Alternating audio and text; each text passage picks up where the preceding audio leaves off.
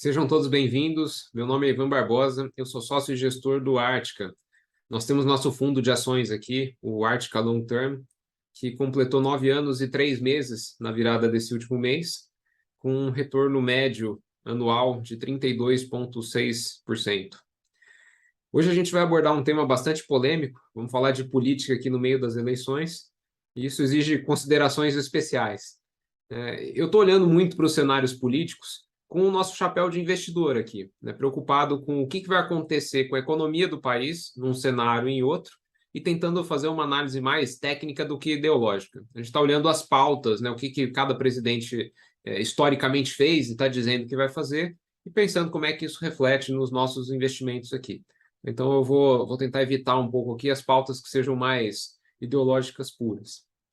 E nós mudamos um pouco o nosso cronograma tradicional, a gente costuma publicar a carta no comecinho do mês e fazer a live apenas sobre a carta depois, mas como a nossa última carta tinha uma parte ali de explicação de como é que funciona o sistema político do Brasil, né, e algumas considerações sobre como é que o legislativo impacta nisso, eu achei que era pertinente publicar essa carta antes das eleições, para as pessoas poderem ler e, se fosse mudar alguma coisa ali no voto, não sei se mudou muita coisa, mas que desse tempo disso acontecer.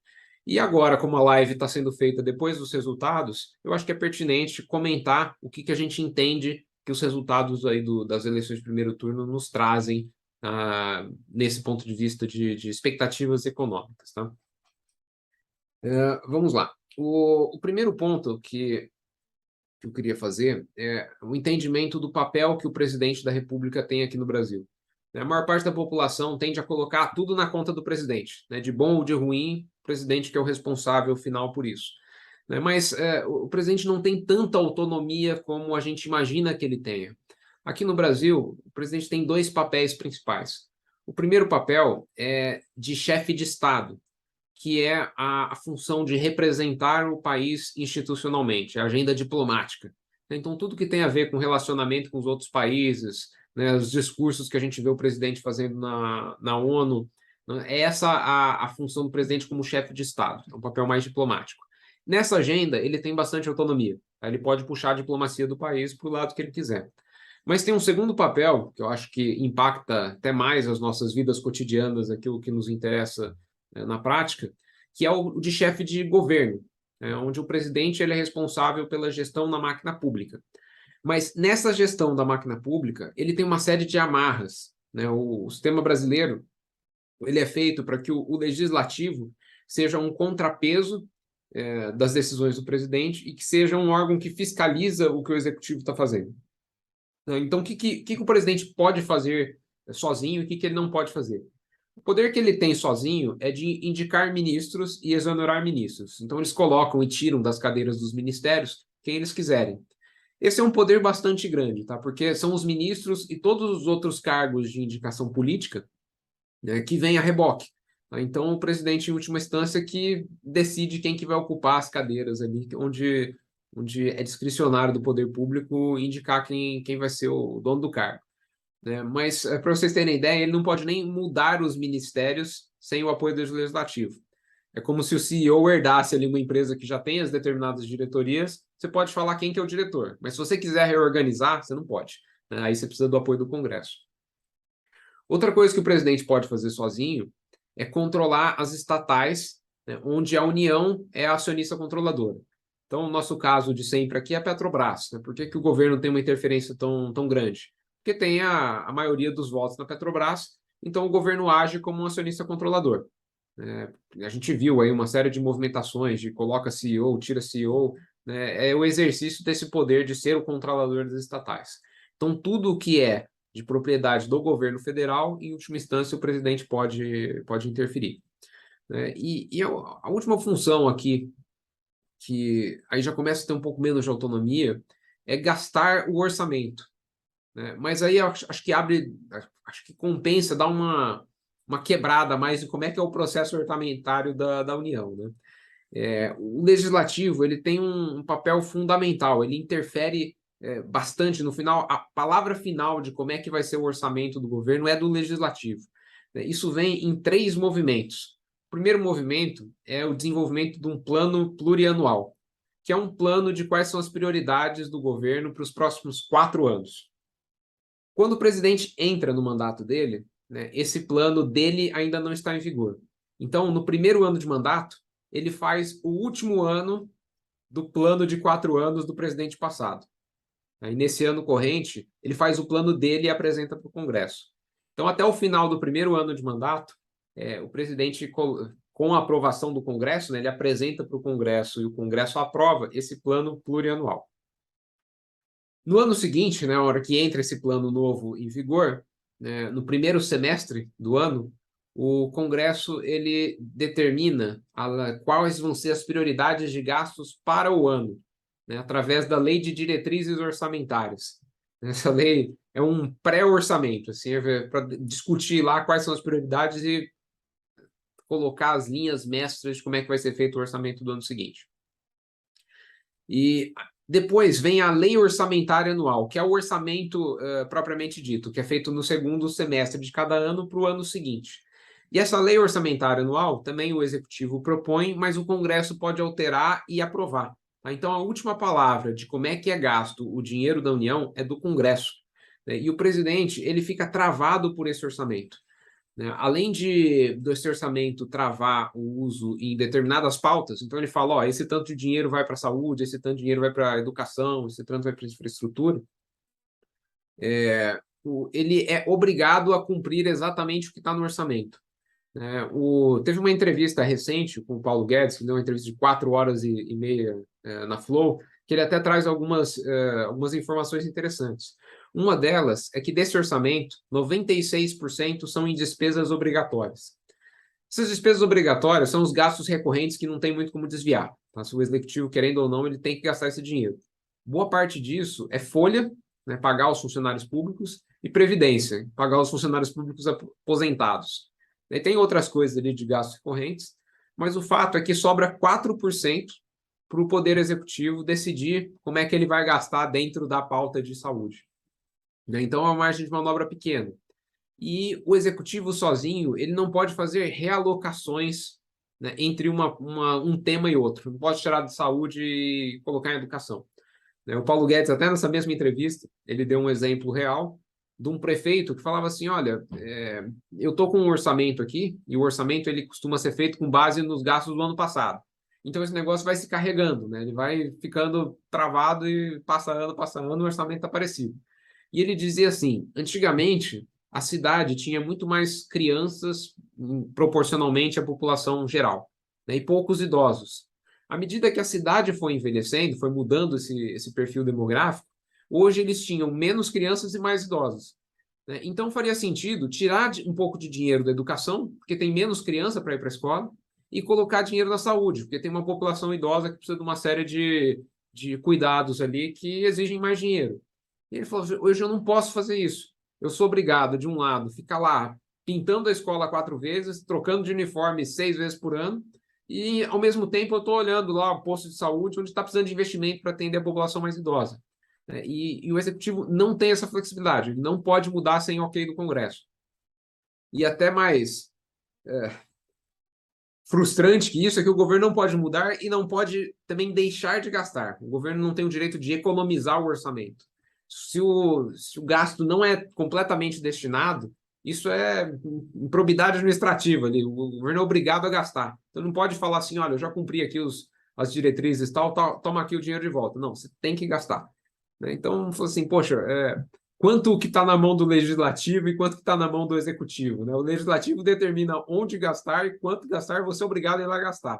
Então, qual que é a sua margem de manobra depois disso? Né? Trazer um pouco de eficiência ali da alocação, né? Fazer as contratações bem feitas, né? Fiscalizar ali se está tudo ok, sendo bem executado, mas boa parte do que seria a função de um administrador, né? Comparando com a empresa ali, o CEO decidir para onde que vai o dinheiro que ele tem para gastar, né? Fica dependendo do apoio do legislativo. Por isso que o presidente depende muito do Congresso. Se ele tem um Congresso hostil, que não aprova os orçamentos dele, que não aprova as mudanças de lei que ele precisa para poder implementar os programas que ele quer, ele fica de mãos atadas. Né? Bom, muito bem. Então, esse é o contexto de por que o presidente depende do Congresso. Agora vamos olhar para o Congresso, que tem duas entidades, né? Tem a Câmara dos Deputados e o Senado. O mal, né, do legislativo brasileiro, na minha visão aqui, é que ele é muito fragmentado.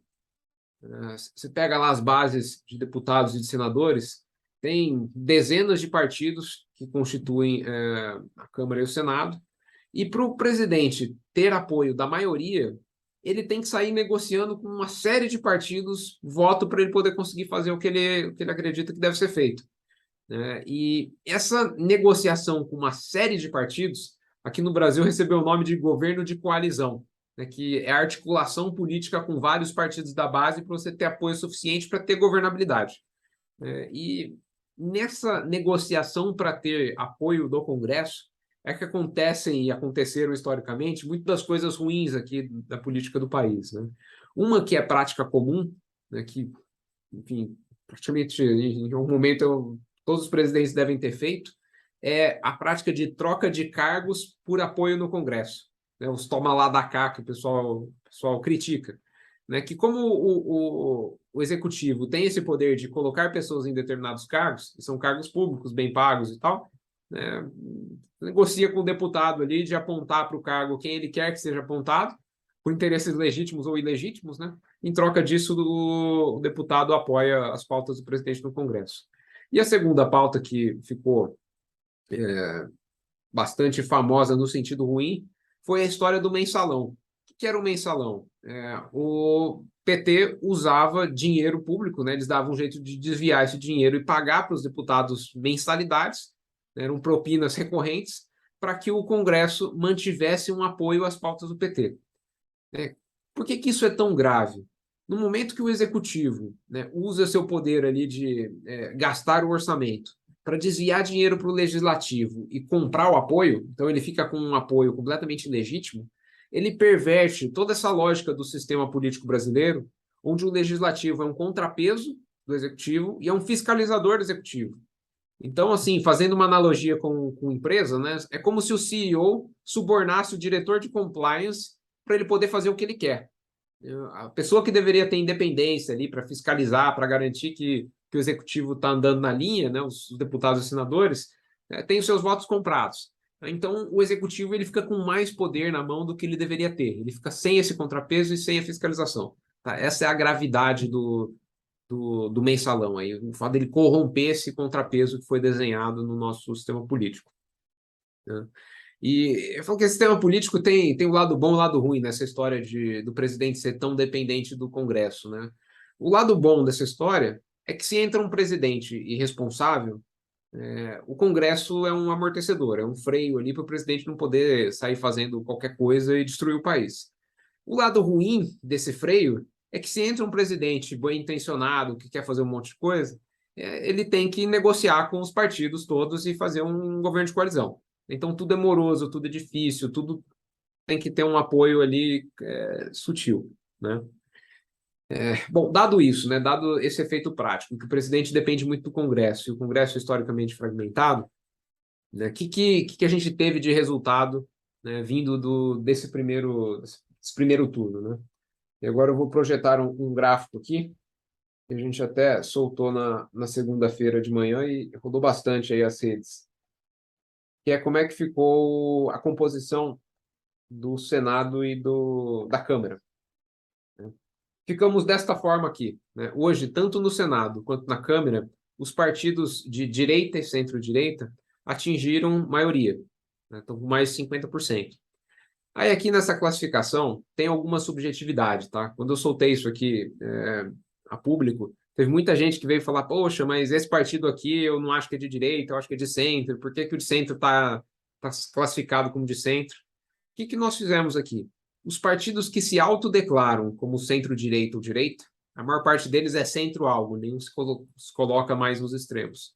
Nós colocamos na direita, né? E sabendo também ali tem alguns deles que formaram uma coalizão que sabe que eles vão se apoiar. Os partidos de centro são aqueles que não têm pauta muito clara, né? E também não tem nenhum apoio declarado. Então você vai lá, entra no site do partido, ele fala assim: tem um que fala, nós não somos nem de direita nem de esquerda, né, nem de centro. Fala, pô, não tem muito como não ser nem de direita, nem de esquerda, nem de centro. Então esse a gente colocou no centro. E os partidos de esquerda seguindo a mesma lógica. Ou eles se autodeclaram de esquerda, ou eles estão ali em alianças políticas apoiando os principais partidos de esquerda. Tá? Tem alguma... Assim, é discutível se um partido poderia ir para cá ou para lá, mas, a grosso modo, eu acho que essa análise está direcionalmente correta. Tá? Hoje nós temos um legislativo, nós teremos, né? Esse aqui é o legislativo que começa o seu mandato no ano que vem, que ele é mais inclinado à direita do que à esquerda. Né? E comparando essa nova composição com a antiga, com a que está vigente hoje, o que mudou? A grande mudança foi no Senado, onde estava com 35 cadeiras na direita, 31 no centro e 15 à esquerda, e aumentou uma boa proporção aí a representatividade da direita. Ainda mais considerando que o Senado ele não é eleito inteiro, né? Dos 81 senadores, entraram 27 novos. Então, nesta eleição, dos senadores eleitos agora, teve uma predominância muito grande dos de direita. Né? E atingimos essa configuração aqui de cima. O centro diminuiu, a esquerda diminuiu um pouquinho, mas o grande concedente aí do espaço que foi conquistado pela direita foram os partidos de centro, e a direita está mais forte no Senado. Na Câmara a coisa mudou um pouco menos, mas na mesma lógica. A esquerda perdeu um pouquinho, algumas cadeiras, o centro perdeu um pouquinho mais, e a direita ficou mais forte. Tá? Então esse foi aí, o pessoal já está comentando muito, né? Já teve vários comentaristas políticos falando que essa nova composição do legislativo está mais à direita. Né? A pauta que a gente quer trazer aqui, qual que é o impacto que isso traz? Tem duas hipóteses aqui, né? Se o Bolsonaro ou se o Lula ganhar a eleição. Se o Bolsonaro ganhar, com o Congresso do jeito que está, me parece que ele vai ter uma governabilidade melhor. Esse primeiro mandato do Bolsonaro, eu acho que ele foi muito conturbado, né? Primeiro, no comecinho, por uma disputa dele com praticamente todos os outros partidos. Acho que teve até um amadurecimento político da própria pessoa, que ele entrou falando que não ia negociar com ninguém, e deve ter tido o período para ele descobrir que sem o apoio do Legislativo ele realmente não conseguiria fazer nada. Que muita gente critica, né, o fato dele ter feito a coalizão com os partidos de centro hoje, mas isso é meio inevitável. E teve pandemia, teve guerra da Ucrânia, teve uma série de coisas. Né? Mas, por qualquer motivo que seja, por esses atritos políticos ou por esses fatores externos, né, o Bolsonaro frustrou boa parte das expectativas que a direita brasileira tinha de avançar mais rápido em uma série de pautas que ele tinha usado como promessas de campanha.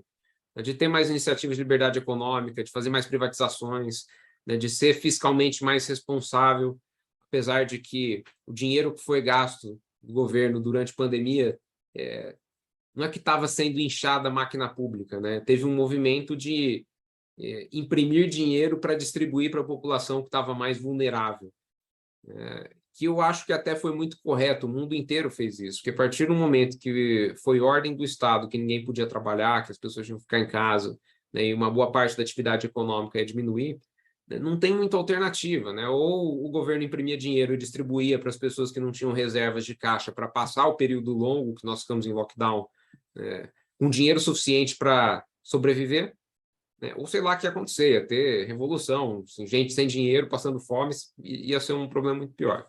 Então, teve uma boa parte de dinheiro gasto pelo Estado nessa ação emergencial que ela não é incorporada nos gastos obrigatórios perpétuos do governo.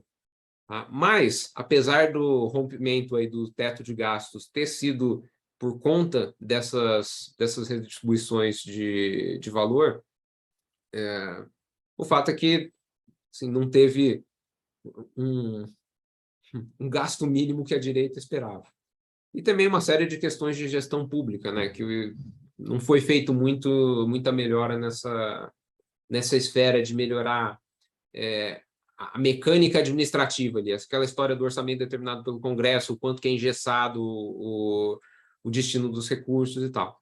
Né? Então, o segundo mandato do Bolsonaro, a expectativa seria que fosse assim, bom, agora já passou a pandemia, né, não, a guerra vai continuar mais um tempo aí, mas paciência, né, em vários momentos a gente convive com alguma guerra em algum canto do mundo.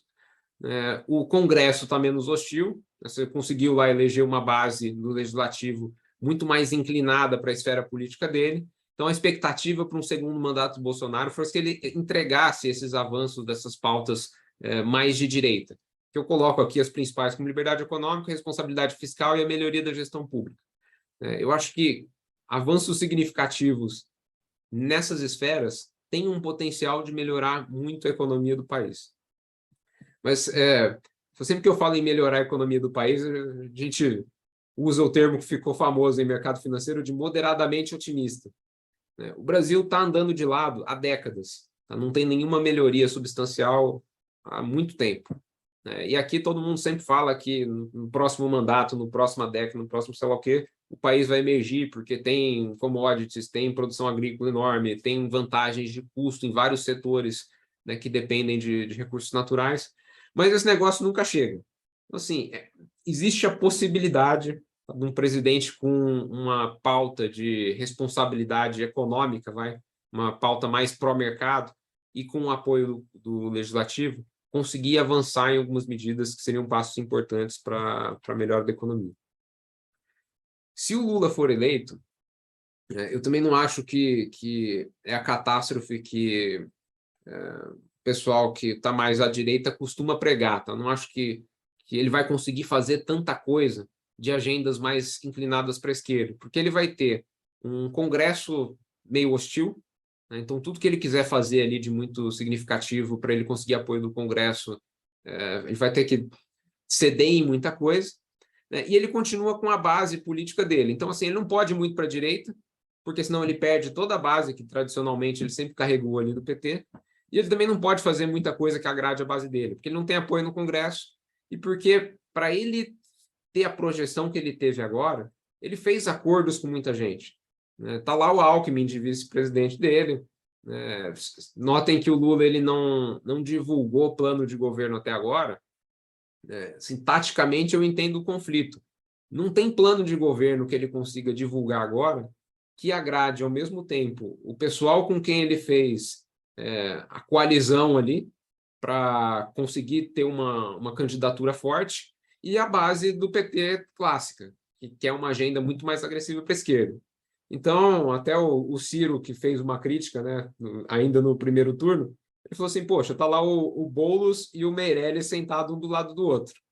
Né? Um dos dois vai ficar frustrado, porque não vai acontecer o que os dois querem ao mesmo tempo. Eles têm agendas muito diferentes.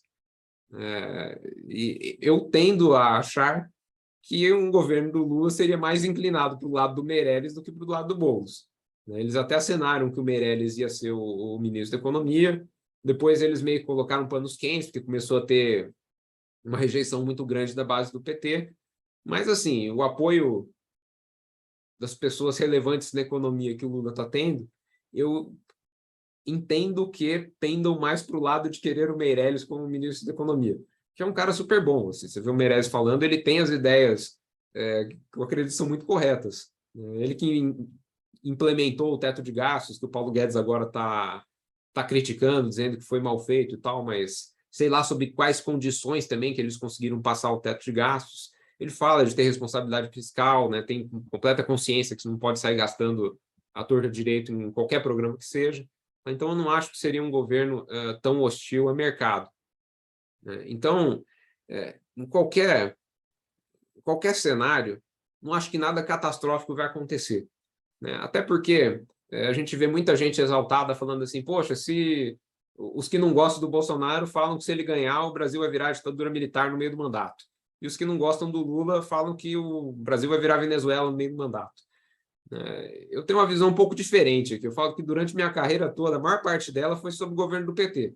Nem um pedacinho agora sobre o governo do Bolsonaro. Assim, as nossas vidas não mudaram tanto assim. É claro que vagarosamente você vai caminhando para um lado ou para o outro. Mas 4 anos é pouco tempo para manobrar um transatlântico do tamanho do país, aqui, com um legislativo fragmentado, com toda a confusão que tem aqui. Então, no sentido de evitar mal ou permitir bem, o Brasil é muito lento. Tá? Em um mandato só, não dá para fazer tanta coisa. E se o Lula entrasse e começasse com uma pauta muito agressiva de esquerda tal, eu acho que ele perde muito apoio muito rápido. Da mesma maneira, se o Bolsonaro se radicalizar e começar a falar em dar golpe, alguma coisa assim, eu acho que ele perde base muito rápido. Então, sim, a gente está discutindo se o governo vai ser de centro-direita ou centro-esquerda, mas não vai ser em nenhum dos extremos. Ninguém tenha muito purismo ideológico vai ficar contente com o que vai acontecer. e as coisas são muito lentas. Eu falo assim, mesmo em governos que faziam coisas que a gente, do ponto de vista mais intelectual, não concordava, né, com algumas ações econômicas que a gente acredita ser subótimas, nós conseguimos investir, ganhar dinheiro. Assim, o fundo todo, o retorno que está aí, ele foi feito em governos hostis, né? No sentido que o mercado financeiro sempre pende um pouco para a direita, né? Porque é sempre simpático à economia de mercado, que basicamente ajuda o setor privado a prosperar. Até que é com isso que a gente acaba ganhando dinheiro no final do dia, né? A gente, todo mundo que está fora do setor público. Mas assim, tive 16 anos aqui de vida em governos de esquerda e 4 anos de governo de direita, dos quais teve pandemia no meio. Que estourou tudo. A minha visão de pandemia, que fala essa crise econômica que a gente está passando agora, de inflação e todo esse descontrole, ele é a ressaca não é da política monetária, né? Os governos imprimiram dinheiro, falam sim, mas qual que é a raiz de todo o mal? O negócio é que se você fica sem trabalhar um tempo, isso obviamente não é economicamente produtivo. Então, toda a desorganização de empresas, de cadeias logísticas, toda a confusão de pandemia causou um prejuízo muito grande, que é o que a gente está chamando de inflação agora, né? Até uma coisa que eu acho que não é tão correta, que tem sido propagandeada no auxílio emergencial, que fala que foi a maior transferência de renda da história e tal. Foi uma transferência de renda de fato, mas é diferente do país estar enriquecendo e você mudar a proporção de dinheiro que um e o outro está ganhando. Você está basicamente assim, o país está produzindo menos, você pegou um dinheiro lá que indiretamente ele foi expropriado das pessoas que tinham dinheiro, que o efeito de imprimir moeda é esse, né? Você destrói o valor da moeda, quem que está pagando, né? De onde que vem esse valor? Vem das pessoas que estão segurando moeda. Então, quem tem aplicações em renda fixa e tal, que tem dinheiro que não é corrigido por inflação diretamente, são os financiadores da moeda impressa pelo governo distribuído para todos, né? E entregando para as pessoas que precisavam disso para viver. Mas não é que isso está assim, uma transferência de renda no sentido de diminuição de desigualdade e tal, é simplesmente um subsídio, né, para as pessoas que são obrigadas a ficar em casa não terem problemas mais sérios que isso. Então, a gente ficou numa situação que é meio que uma panela de pressão, porque a população de poder aquisitivo mais baixo obviamente não está feliz, porque as coisas estão caras por causa de inflação, apesar deles terem recebido esses auxílios emergenciais, muitos deles deixaram de trabalhar para isso, então não é que a pessoa enriqueceu. E o pessoal de maior poder aquisitivo também fala assim, pô, economia é difícil, a gente acabou de passar uma pandemia, né? Teve essa coisa de inflação que a gente foi expropriado de um pedaço dos nossos recursos. Também não é que eu estou numa situação ultra tranquila para fazer muita coisa. Mas isso aí é consequência, né, da economia toda ter sofrido com trabalhar mais lento ou deixar de trabalhar durante um período muito extenso. Essa é a minha interpretação aqui dos fatos e da origem de inflação. Mas, olhando o lado meio cheio do copo, comentei isso em outros momentos também, o Brasil ele teve uma ação mais ágil de combate a esse cenário, né, e puxou o freio da economia como um todo, né, começou a aumentar juros muito mais cedo. Então, agora nós já temos juros altos, né, já teve uma sinalização do Banco Central de que os juros não devem continuar subindo, né, eles vão segurar nesse patamar até que a inflação esteja completamente controlada, e já tá indo para a direção certa, né, já tem uma redução de inflação. Teve as ações pontuais, né, de corte de gastos CMS e tal, que esse aí não é uma correção de inflação estável, né, foi um corte pontual ali. Mas o resto também está melhorando. Assim, acho que ano que vem, né, se tudo der certo, a gente já deveria ver juros diminuindo, porque a inflação já foi mais para perto da meta, e o Banco Central já vai começar a diminuir juros, e a gente retoma para o que o Brasil sempre foi, né? Eu falo que juros médio aqui no Brasil é mais ou menos 10%, 5% de inflação e 5% de juros real. Isso sendo bem grosseiro na análise, tá? Mas é mais ou menos esse cenário que eu acredito que a gente vai convergir ao longo dos próximos anos. E falando um pouco do nosso fundo aqui, o que a gente está fazendo nesse ambiente, nessa confusão toda de não saber quem vai ganhar e tal? Na prática, a gente está ficando fora de empresas estatais. Porque esse eu acho que é um risco mais direto para quem investe em ações, que é estatal tem sempre o risco de interferência do governo por causa daquela lógica de se a União é acionista controladora, o presidente vai lá e define o que ele quer fazer. Então, Petrobras, aí, que é sempre a bola da vez para falar disso, e outras empresas estatais onde a União é controladora, elas sofrem mais intervenção direta. Então, assim, o governo Bolsonaro a gente sabe mais ou menos o que ele vai fazer, né? Vai ser uma continuidade que ele tem feito. Se o Lula ganhar, o PT tem um histórico ruim da maneira com qual ele interfere nas estatais. Tanto por questão de corrupção, né? Todos aqueles problemas que a Petrobras teve, como por uma pauta que poderia não envolver corrupção, mas poderia usar as estatais como braços do governo para ações de interesse público, que podem ser divergentes do que seriam os interesses de um acionista não governo. Então, pode ir lá e, sei lá, usar a Caixa para começar a dar financiamento adoidado para todo mundo, mesmo que isso não seja exatamente rentável. Então, nessa incerteza de se o Lula vai ganhar ou não, se ele ganhar, ele pode ou não implementar essas pautas mais intervencionistas, né, a gente prefere ficar fora dessas ações. E, pelo jeito, o mercado também. Né? A gente teve um salto de preço em bolsa, principalmente em estatais, né, das ações subindo, só por ter um aceno de que seria menos provável que o Lula ganharia. Mas eu acho que ainda tem uma probabilidade. Aí entra a parte e fala assim: não é o que a gente quer que aconteça, é o que a gente está analisando aqui com os fatos que a gente tem na mão, que é possível que aconteça. Eu acho que hoje a chance do Lula ganhar é um pouco maior do que a chance do Bolsonaro. Difícil colocar número nisso, né? Mas eu acho que é 60, 40, 65, 35 a favor do Lula. Tem um site até interessante, eu descobri esses dias, que vende contratos futuros, né, de Bolsonaro eleito ou não. Ele é um contrato que, no dia da eleição, lá, se o Bolsonaro ganhar, ele vale $1, se ele perder, vale 0. Esse contrato hoje, eu não olhei hoje, eu olhei ontem, estava sendo vendido por 26 centavos de dólar. Então, não é uma bolsa enorme, né? Então não dá para tomar isso como uma opinião super bem informada, mas de acordo com essa informação, o mercado está atribuindo alguma coisa na casa dos 26, 27% de chance de Bolsonaro ganhar. Tá? Eu acho que é um pouquinho mais alto que isso. Tem um outro site lá que estava 30 e poucos, mas é alguma coisa nessa faixa que eu acho que é razoável esperar.